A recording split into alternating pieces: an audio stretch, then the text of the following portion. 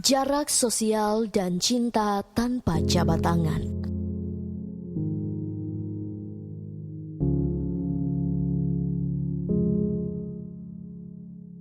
Jabat tangan tak dapat dipungkiri telah menjadi kebiasaan sebagian besar umat manusia dan telah berlangsung ribuan tahun di berbagai penjuru bumi.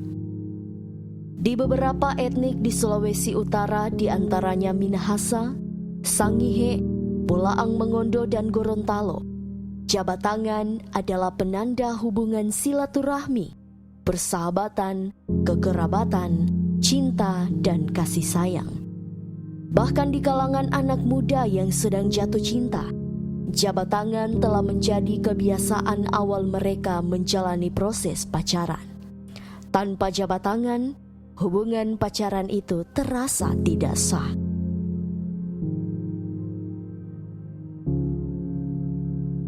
Sementara secara universal, jabat tangan telah menjadi penanda kesepakatan banyak orang, baik dari segi politik atau bisnis. Kebiasaan ini boleh dikata telah mendarah daging dan sulit ditepis begitu saja. Pasca wabah COVID-19 merebak, saat jarak sosial pun sudah terasa sulit, kebiasaan jabat tangan benar-benar hilang. Di Mesir kuno, Mesopotamia, dan Yunani, penggambaran berjabat tangan atau memperlihatkan tangan terbuka sudah menjadi tanda kepercayaan yang muncul dalam seni dan sastra sejak ribuan tahun lalu. Cara ini digambarkan dalam bentuk relief batu Babilonia dan puisi karangan Homer mengenai tradisi Yunani. Dilansir BBC Selasa 14 April 2020, para ahli mengatakan bahwa berdasarkan asal-usulnya di era lampau, siapapun yang menunjukkan tangan kosongnya kepada orang lain menunjukkan bahwa mereka tidak berbahaya atau tidak membawa senjata, sehingga mereka dapat dipercaya. Saat ini berjabat tangan telah menjadi standar global sebagai salam dan kesepakatan dalam bisnis. Meskipun jabat tangan tidak benar-benar digunakan untuk memastikan apakah orang tersebut membawa senjata atau tidak, cara ini digunakan sebagai sinyal bahwa mereka menunjukkan niat baik, kata Juliana Schroeder, profesor di Universitas California. Penelitian Schroeder menunjukkan bahwa orang-orang lebih bersedia bekerja sama dengan mereka yang berjabat tangan pada saat negosiasi.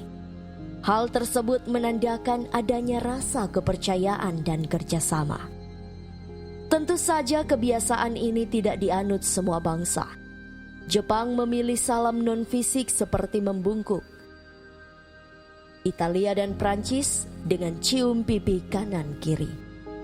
Saat ini pemerintah sudah cukup kewalahan dalam mengimbau masyarakatnya untuk melakukan jarak sosial, apalagi meyakinkan mereka untuk berhenti berjabat tangan selamanya. Para ahli penyakit menular sepakat bahwa kebutuhan dasar seseorang akan adanya interaksi fisik merupakan sikap yang sepenuhnya alami. Namun saat seperti ini boleh dikata merupakan periode tidak nyaman, ujar Schroeder. Ia mengatakan ada dua hal alami yang nampak hilang. Pertama, kebutuhan seseorang untuk berinteraksi melalui jabat. Kedua, keharusan seseorang untuk menaati peringatan pemerintah terkait kebiasaan ini. Menurut Schroeder dalam penelitiannya, ia menemukan bahwa jika seseorang ingin berjabat tangan namun ditolak, dapat membuat orang pertama yang melakukannya merasa tidak nyaman. Sementara para ahli sepakat bahwa yang penting dari jabat tangan bukan semata-mata jabat tangannya, melainkan pesan universal yang disampaikannya, yaitu kerjasama dan koneksi.